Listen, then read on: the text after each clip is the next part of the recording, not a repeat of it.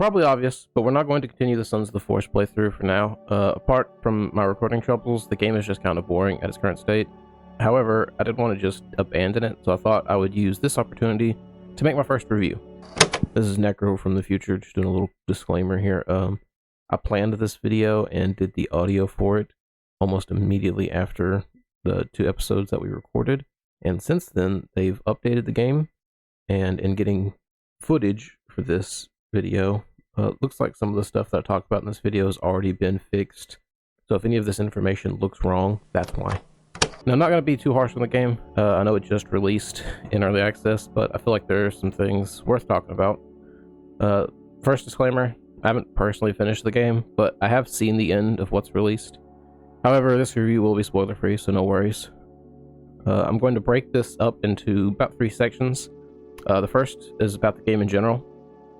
The second will be game parody between this game and the first game, and my last will be my hopes for this game and, you know, the future for these devs. First thing I want to talk about are the fish and fish spawns. Now, when we played, we got the mountain spawn, and just down the path was a river with fish in it. But as we moved downriver to build our base, I noticed none of the rivers had any fish in them anymore, except for the fake fish that jump upstream at waterfalls, which would seem to indicate that the river should have fish in it. You can even make fish traps, which seem pointless, as just stabbing the fish is easier than waiting for one to swim into a trap.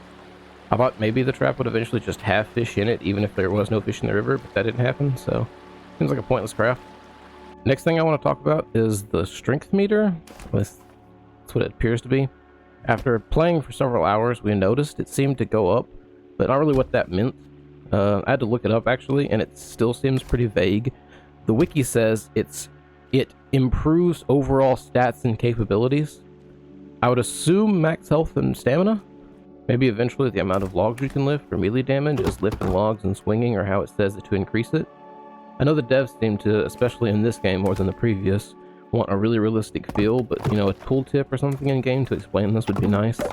They could even add like a fitness tracker PDA type thing that would have your health stats so that you could check its level and like how your stats have improved. Number 3, they changed the building system a bit, and I feel like it's good, but I have some issues.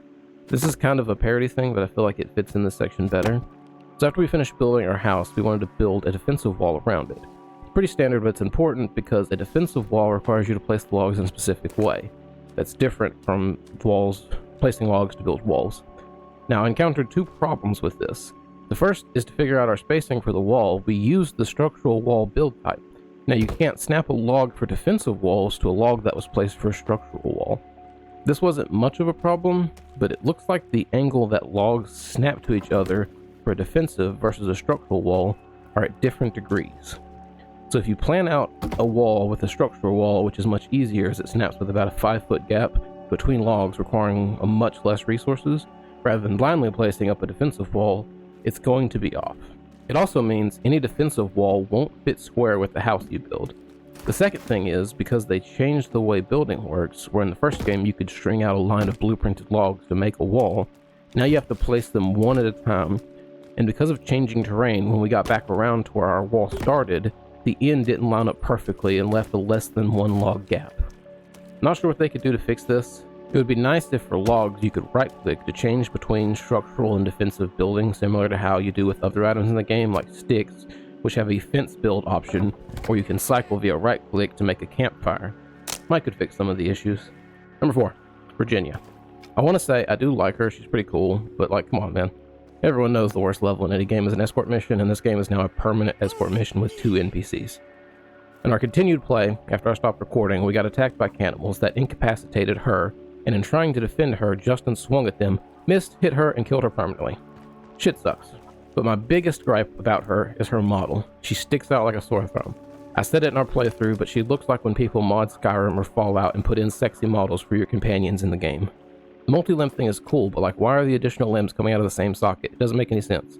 Especially when you had cool models like the Virginia from the first game, or the Armsy from the first game. Those models looked cool, creepy, and made sense. As far as the permadeath thing goes, it'd be cool if, like how when we die we wake up at a random camp tied up, the same thing happened to her, where we would have to find her at a random camp and free her. Number 5. This is a small one, but it ties into the game being kind of boring, and it's just there's not much stuff you can build. I love the inventory system in this game, and it's one of my favorites, and on par with games like Resident Evil's attaché case. However, your inventory fills so quickly, and there just isn't enough items to build to use up that inventory. Half the things in the build book are storage to hold more resources that have no recipes to meaningfully use them. Number 6. This one I don't understand how the devs missed, but the GPS doesn't have a compass on it. It needs at least an N for north if you're going to have to navigate by it. It's so confusing otherwise, and I know this is a big improvement over the first game that had no map at all. Also, for the love of God, let me zoom out and give me an option where if I only have the map out, I hold it closer to my face so I can see it better. The final thing is another that's both a general thing about this game and a parody thing. In the first game, you could make flag markers to mark locations, which was important because of the aforementioned no map. Most caves need a key item, so if you found a cave and needed a key item, you would mark it and come back later. Now in this game, the GPS automatically marks caves, which is nice, but what if I want to mark other things? Most people probably don't realize, but there is a similar item in this game. Now if you flip through the build book and look at what you can craft, you won't see it. But if you place a stick on the ground, like suggested by some of the other build options in the game, you can then, assuming you've done the story some and picked up a GPS tag, place that tag on the stick. The fix here is simple, just add this recipe to the book, I don't know why it's not there, or add a catch-all recipe that's just like stick plus question mark to suggest the player try other things. Moving on now to game parity between this and the first game. This is mostly stuff that was in the first game that didn't make it to the sequel, and I'm just curious why. Number 1, this ties into the point about less crafting options. Previously, you could add teeth or feathers to a weapon to increase the damage or the swiftness. As far as I've seen, teeth aren't even in the game anymore, and neither is sap. Is this because the strength system is supposed to replace this as a more realistic path to upgrades?